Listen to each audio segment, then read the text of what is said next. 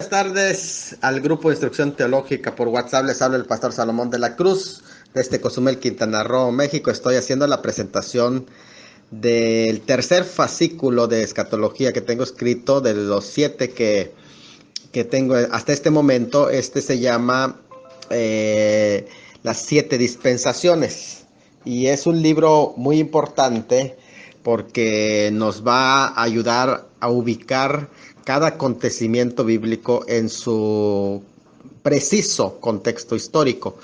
Es para eso que nos sirve el acomodar dispensacionalmente los tiempos. Y bueno, pues cuando hablamos ahora de la sexta dispensación, que es la dispensación que aquí se le llama la del reino, esta dispensación de la séptima, después de haber estudiado la dispensación de la inocencia, la conciencia, la del gobierno humano, la dispensación patriarcal, la de la ley. Bueno, pues ahora nos va a tocar estudiar, después de estudiar la gracia, la dispensación del reino. Bueno, el tiempo que abarca la dispensación del reino es prácticamente desde el establecimiento del reino milenial, cuando se apertura el milenio, se da el banderazo de apertura con un derramamiento del Espíritu Santo, hasta el juicio del gran trono blanco. Todo ese periodo de 1000 años es lo que abarca la dispensación del reino. La cita bíblica que allá es mencionada como parte de el periodo que abarca es desde Apocalipsis 19, 21 al 20, 15. Todos esos pasajes abarca el reino. Efesios 1.10, de hecho sería bueno dar un comentario sobre Efesios 1.10, me gustaría que vaya conmigo, porque en ese pasaje de Efesios 1.10 se denomina a esta dispensación milenial como la dispensación del cumplimiento de los tiempos. Y la razón por la que se le llama así es debido a que en ese tiempo, y aquí el término tiempo es kairos, a diferencia de Gálatas 4.4, donde el tiempo aparece como cronos. Aquí es donde se cumplen todas las promesas basadas en los pactos particulares con la nación de Israel, que es prácticamente el fundamento del reino mesiánico. No es en ningún sentido más que para proporcionar periodo de tiempo claramente definido en Apocalipsis 20, sino que son los pactos, principalmente el pacto abrámico y después desglosado en otros 3 subpactos que pertenecen a ese mismo pacto central abrámico. Bueno, en eso es que se basa la promesa de un reino. Estamos hablando de el capítulo 1, versículo 10 de Efesios, donde Dios habla de la dispensación de los tiempos, del cumplimiento de los tiempos, refiriéndose al milenio. Aquí Pablo, en ese pasaje, nos proporciona una explicación detallada del misterio, el misterio de Dios en Cristo y el misterio de Cristo es su iglesia. Efesios 3, 3 al 6. Nos estaba hablando detalladamente del misterio del plan de Dios, específicamente en su aspecto futuro con relación a Israel. Eso es importante que lo sepamos, del misterio de Dios que es Cristo. No estamos hablando del misterio de Cristo, porque ahí hay diferencia. Cuando hablamos del misterio de Dios es Cristo, y cuando hablamos del misterio de Cristo es su iglesia. A tal cual en los capítulos 2 y 3 detalla su aspecto presente con la iglesia, el aspecto presente del mismo reino, que no está operando de la misma forma como va a ser en el aspecto futuro. Bueno, en este periodo se terminará su reino en forma de misterio, es decir, mientras ahora estamos viviendo el reino en forma de misterio, en el que se incluye que todo el que cree el evangelio ya participa de las bendiciones espirituales del reino en la iglesia durante ese tiempo, pero ese misterio volverá él ya personalmente, Cristo, a la tierra para reinar en forma física como Rey de Reyes. Él tiene un tiempo planeado para hacerlo y lo va a hacer. En su plan incluye la administración de la era final de la humanidad sobre la tierra. Su plan para ese tiempo incluye reunir todas las cosas en Cristo, como fue su intención desde el principio, así lo dice Colosenses 1, 15 al 20. Aunque Cristo ya está reinando prácticamente en los lugares celestiales, hoy en forma espiritual en los corazones de los que nacen de nuevo, así se dice en lugares celestiales. Pues Dios se propuso reunir en Cristo la restauración de todas las cosas a su dominio. Aquí claramente denota los tiempos que siguen al final de esta era, cuando las cosas de los cielos se unan a las de la tierra en un solo rey. En ese sentido, está hablando de las sazones. A eso se le refiere cuando se dice las sazones o tiempos debidamente señalados en la consumación de estos. Ahora, para ese entendimiento de esos tiempos señalados es importante leer Lucas 21-24, Hechos 1-7 y Hechos 3-20-21. Esas sazones o tiempos señalados es un periodo que ocupa específicamente a Israel. La reunión que aquí se presenta, cuando dice reunir todas las cosas, es a escala universal, juntándose en Cristo las partes que han sido fragmentadas en el cosmos, que han sido dañadas por el pecado, y haciendo una restauración cósmica total, como al principio, es decir, como que sucedió en Génesis, acabando así con las injusticias y los conflictos de los hombres en su reinado de paz universal. Este segundo audio, así, entendiendo esto, estamos hablando del reino, y en este momento en Efesios 1:10, el Salvador rechazado será entonces el preeminente y el objeto de culto universal. Ese es el objeto del Padre durante este periodo, poner a Cristo como cabeza de todo en su reino. Entonces el Antiguo Testamento, no se olviden, presenta una imagen panorámica del reino mesiánico, pero Pablo revela el misterio de que Cristo estará a la cabeza de ese reino. Otra revelación es que tanto judíos como gentiles tienen parte en este gran programa. Eso se refiere a los judíos en los versículos 11 y 12, estamos hablando de Efesios 1, y a los gentiles en el versículo 13, pero habla de ambos en el versículo 14. La restauración de todas las cosas es en el ámbito no de la salvación universal, sino de un dominio universal. Esto es importante que lo entendamos, no salvación universal, sino un dominio universal. Para Pablo la historia se mueve hacia un clímax de subordinación a Dios, pero no de absorción en él. Entonces todo al final va a estar debajo de su autoridad. Eso es lo que está hablando cuando se habla de esta fase del reino de Dios. Muy bien, durante esta última dispensación el personaje principal será Jesucristo directamente. Va a ser prácticamente quien va a recibir esa autoridad y esa dispensación. La prueba, la responsabilidad será la siguiente: el Señor Jesucristo personalmente administrará el reino y va a ser un reino de éxito, por lo tanto. Aunque el hombre, a pesar de que esta es la última prueba para él y la última oportunidad, precisamente habrá un fracaso humano.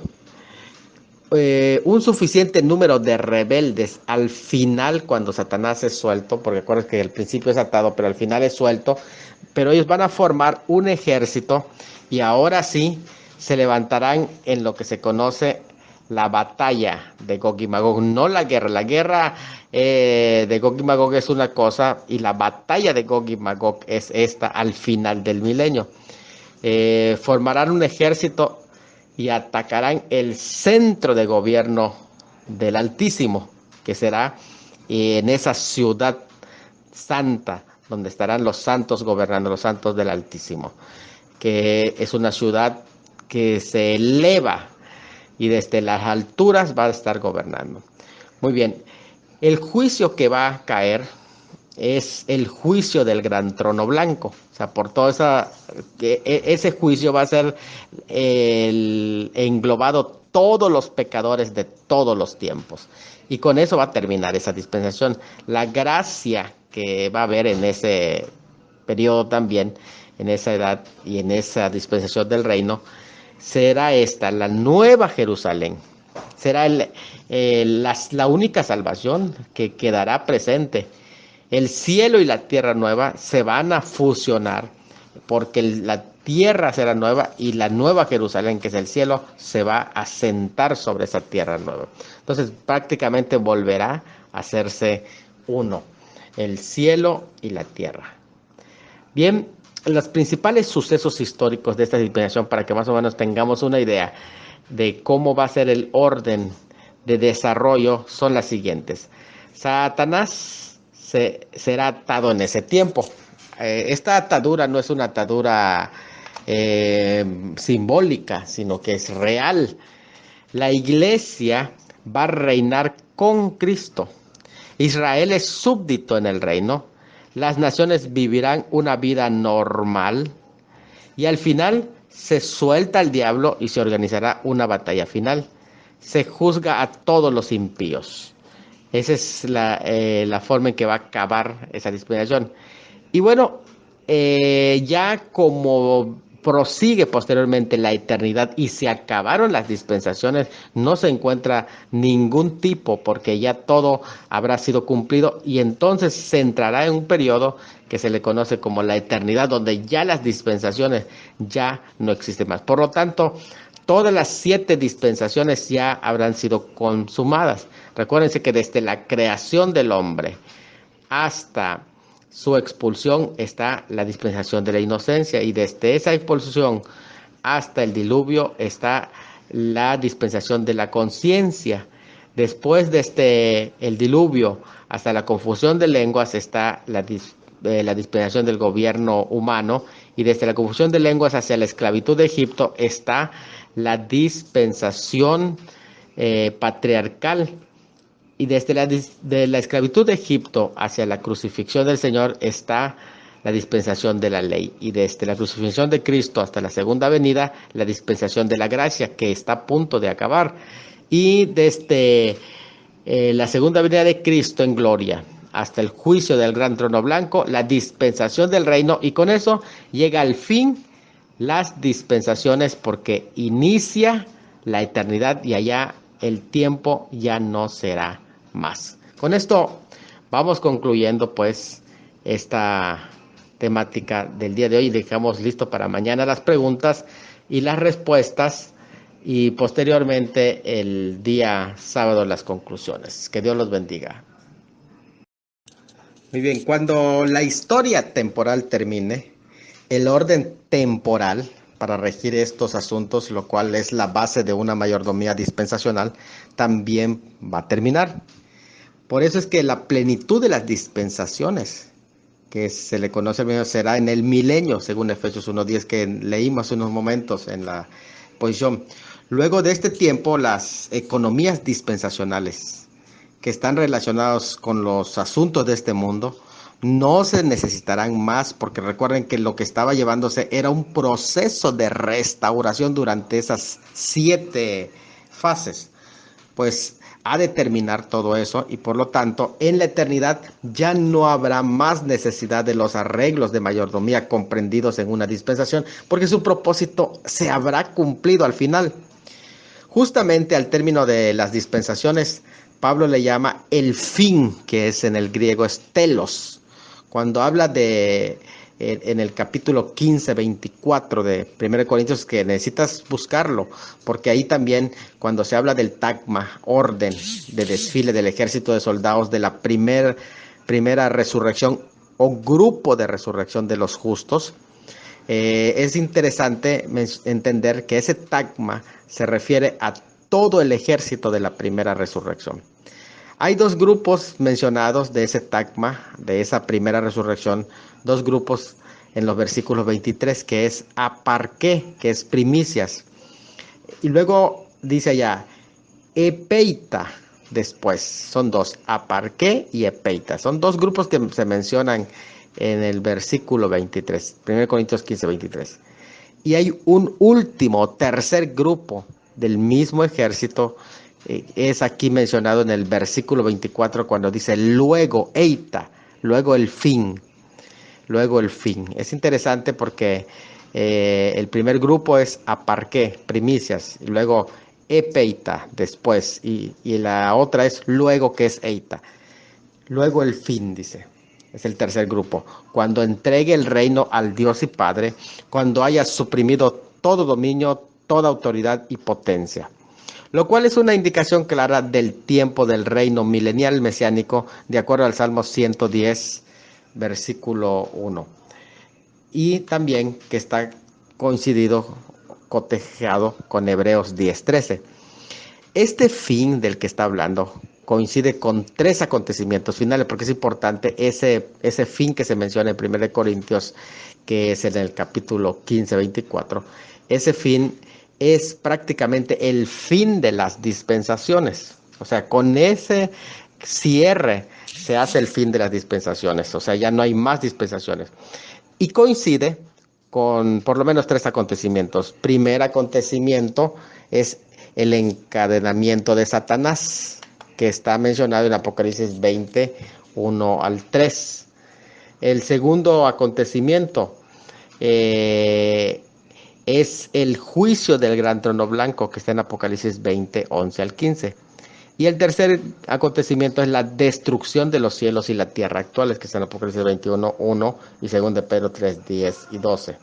Bueno, posterior a lo cual, a estos tres acontecimientos, encadenamiento de Satanás, juicio del gran trono blanco y destrucción de los cielos y la tierra actuales, posterior a ello vendrá el estado eterno, con cielos y tierra nueva, según de Pedro 3:12 y Apocalipsis 21.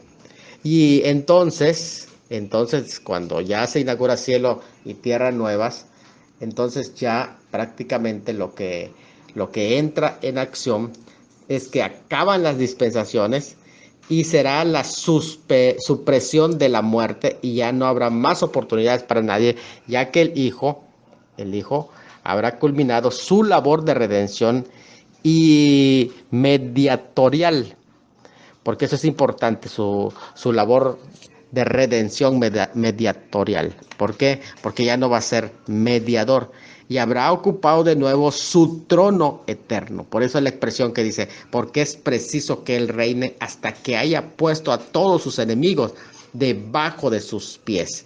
Y el postrer enemigo que será destruido será la muerte, porque todas las cosas las sujetó bajo sus pies. Y cuando dice todas las cosas han sido sujetas a Él, claramente exceptúa a aquel que sujetó a Él todas las cosas. Entonces es importante ese entendimiento. Esto está en 1 Corintios 15, 25 al 27.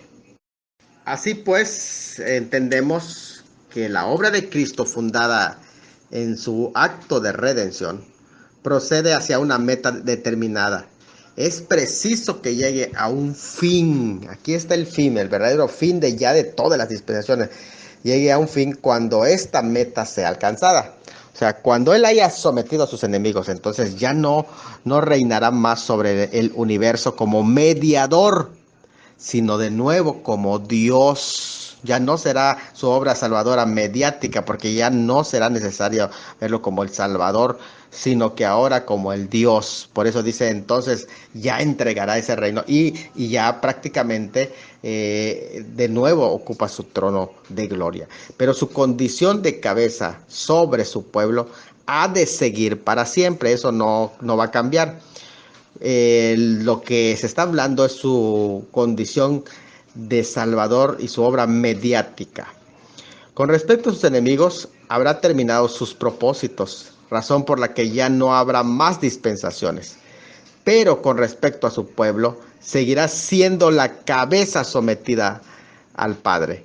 Por esa razón aquí el fin del que se habla no significa el fin del reino de Cristo, porque es importante que lo sepamos, sino el fin del mundo como lo conocemos hoy y el fin de las cosas que hay en él. La entrega del reino al Padre no pondrá un fin al sí mismo, sino establecerlo eternamente en una forma nueva y más gloriosa. Cristo no dejará de reinar, aunque el modo de su administración ya no sea dispensacional, sino ya en su reino eterno que le conocemos. Aunque dejamos claro que desde el momento para los salvos, desde el momento del rapto, para los transformados y los que vivan en la Nueva Jerusalén, Para ellos ya entraron en la eternidad porque ya no tienen que pasar ningún proceso de prueba. Sin embargo, los milenialistas todavía necesitan terminar esa prueba. Pero en este momento, cuando dice luego el fin, ya se terminó la prueba para todos. La meta de Cristo se habrá alcanzado entonces, que es la gloria del Padre por el Hijo. Es decir, que cuando el Hijo alcance lo máximo de su gloria, también el Padre es glorificado, y por lo tanto ahora que ya hubo sometido a todos los enemigos debajo de sus pies, cualquier enemigo físico o espiritual, ya entonces entra a desarrollo el reino eterno. Con la última dispensación que vimos, que es la del reino de Cristo, lo cual durará 1000 años, se termina la historia temporal. Su objetivo en ella es eliminar todas las trazas de rebelión y de enemistad, incluidos la muerte, que aunque estará presente la muerte durante el milenio, pero con el juicio del gran trono blanco, ella y el Hades serán echados al lago de fuego y por tanto se culminan, ya no queda ni un enemigo por destruir. Con esta última dispensación serán finalmente sometidas todas las cosas debajo de sus pies.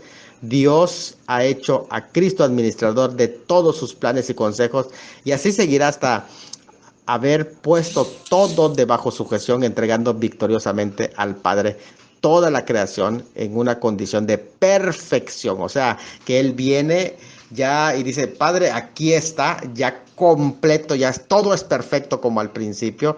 Y al hacer esto, logrando el objetivo por el que se hizo hombre, pero debido a que retendrá el vínculo que une a Dios con el hombre, no dejando de ser hombre, pero retendrá el lugar subordinado que asumió en su encarnación y lo retendrá por toda la eternidad.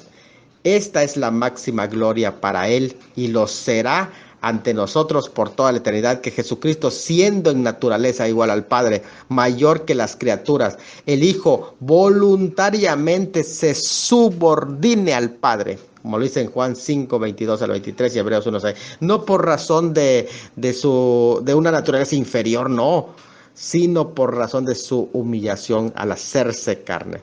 Y todos adorarán a Dios Padre como a Dios Hijo, como lo dice el Salmo 73, 25, Salmo 110, 1, Isaías 9, 6 al 7, y Daniel 7, 14, Zacarías 14, 9, Colosenses 3, 12. El fin siendo la época de la entrega, porque aquí llama mucho la atención el concepto del fin. El fin siendo la época de la entrega del reino en el que Él tiene que juzgar. El que tiene que juzgar tiene que ser después de que todo juicio haya terminado, y aún más después que el resto de los muertos sean resucitados al fin de ser juzgados. Estrictamente hablando, entonces, el fin es el fin absoluto que da inicio a la eternidad. O sea, con esto se acabó el Kairos el Cronos, y entra de nuevo el Kairos. Los nuevos cielos y la nueva tierra en lo que mora la justicia es en el Kairos. Es otra eternidad como hubo la eternidad pasada. El Rey se sentará y reinará por los siglos de los siglos. Amén.